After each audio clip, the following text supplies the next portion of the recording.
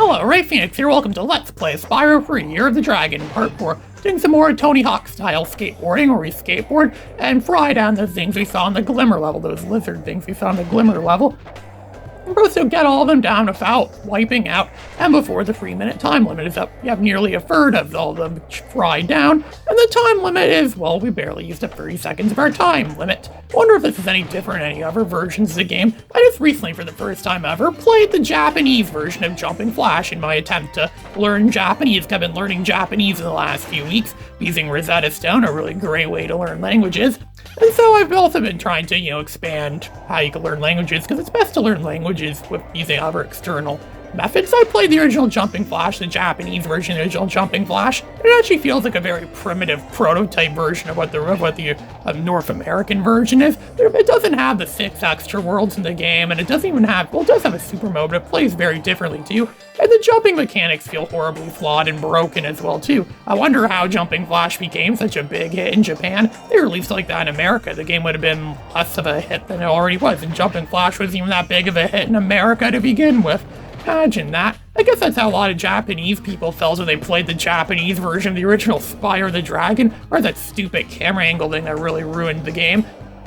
Which is why Spyro kind of flopped in Japan. In Japanese, we say disappear. That's probably what they said to Spyro when they saw. Apparently they say that a lot. And, well, I actually only saw that in that one video of that streamer. That guy looks like a 40-year-old man with the hair style of an edgy 14-year-old boy goes to Japan, and he rides a subway there or something like that, and then he starts blasting crappy dubstep music on the train, and he gets people pissed at him. They're like, and then they start like saying like, oh, in Japanese, he yells them, speak English. Yeah, like he's in Japan. Supposedly only 30% of their population speaks English. I don't know if that's true or not, but apparently not very many people in Japan speak English. Speak English! Yeah, it sounds like Tourette's guy, and he was on the phone with something calling about, I forget what it was he was calling about. I don't think it was his Colgate toothpaste. His Colgate toothpaste, the one with tartar control, made him feel like a piece of crap. Not very many gems left in these ancient Greek ruins. Just gonna run around and collect the rest of these hidden gems. It's actually quite a good thing. Actually, a Ratchet and Clank doesn't make you run around and collect little itty-bitty stuff, unless it's like a titanium bolt. I was just playing Ratchet and Clank Up Your Arsenal last night, and the graphics on my computer really doesn't work very well. I was playing it on the PCSX2 emulator, and boy, there's so many graphical corruptions in that game. And the graphical corruptions make the game unplayable, pretty much make the game crash and stuff, but because of all the, well, one of them, they made the whole environment disappear, the whole, world disappeared, but I could still see, well, knockables and collectibles still came up, and I managed to find a titanium bolt thing, stuff that I didn't find otherwise, so that should kind of help me find a titanium bolt. What good is that when the rest of the game isn't well playable? I also got the South Korean version of Ratchet and Clank Up Your Arsenal. It's just called Ratchet and Clank 3 in Japan and South Korea. Maybe because the Up Your Arsenal joke doesn't really make sense to people in those countries. That's probably why. And the reason why I got that version of the game is there's an unlockable monkey you can get in those versions of the game. Well, it's not really an unlockable monkey. It's one of those Peepo monkeys from Ape Escape. And it's a skin for Ratchet in that game. So you can actually play as a Peepo monkey in Ratchet and Clank Up Your Arsenal. But it's only in the Japanese and Korean versions. I would have preferred to get the Japanese version because, it aligns with me learning Japanese, but I couldn't find it anywhere, so I had to get the Korean version instead. Yeah, Korean, a completely different language from Japanese. There definitely is a strong language barrier there. Korean is the most unique language in the world, and only 2 known countries in the world speak that language, which is part of the reason why I'm not as interested in learning Korean, because I'm more interested in learning Japanese, a language really only spoken by 1 country in the world, so I guess it's perfectly fair why I'd want to learn Japanese over Korean. Going to the Mushroom Speedway. Sometimes I wish I could play these games in Japanese. I heard in the Japanese version of Spyro 2, you can make it so the camera angle works the way it does in the American version. If that's true, maybe I could play Spyro 2, the Japanese version. And play the Japanese version that could help me learn Japanese. I remember like almost 2 years ago now, I tried playing Ape Escape Big Mission. It's that weird Ape Escape game that only came out in Japan. It's very Crash Bandicoot oriented, where you have to where you control this weird peak point helmet thing, and it goes onto monkeys' heads so you can control them. And it plays with the same game engine as Ape Escape 3, or at least it feels a lot like Ape Escape 3's game engine.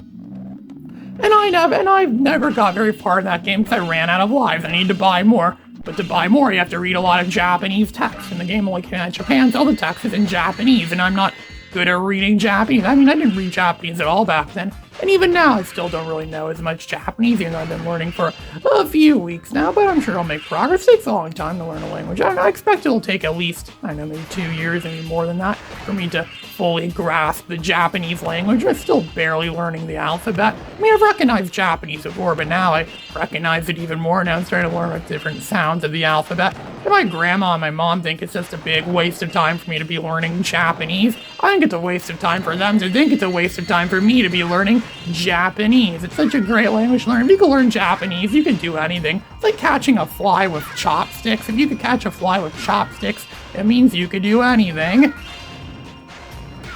And yeah, I'd like to become fluent in Japanese eventually, and I'll be probably one of the only people in my town that speaks Japanese. So people will come to me if they want translations done of something. Oh, can you translate this manga for me? Can you translate this text for me? Can you translate this game for me? Or this anime or whatever it is? I would gladly say, yes, I will. For a small fee, of course, which is the thing Moneybags would do in this game. Only Moneybags learned how to speak Japanese. I wonder if Moneybags is any more intimidating in the Japanese version of Spyro 2.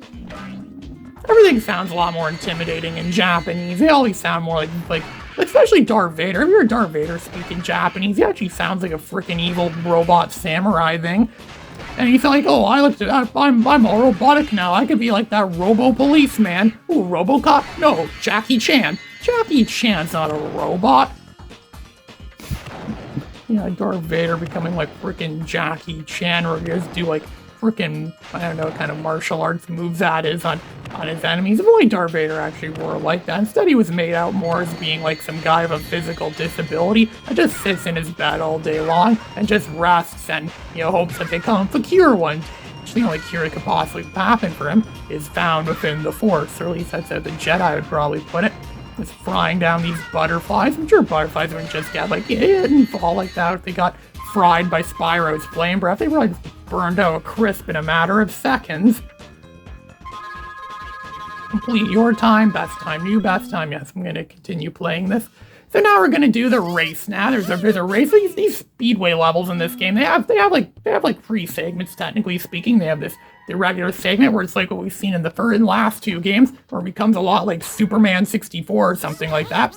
And then there's the race one where you have to do a race against the local champions. And then afterwards, just like in Spyro 2, we could find Hunter somewhere in the level and he'll give us a bonus minigame we could do. All the bonus minigames in the Hunter modes, the parts where you play as Hunter in this game. Yeah, because Hunter could also add to the list of playable characters that are playable in this game.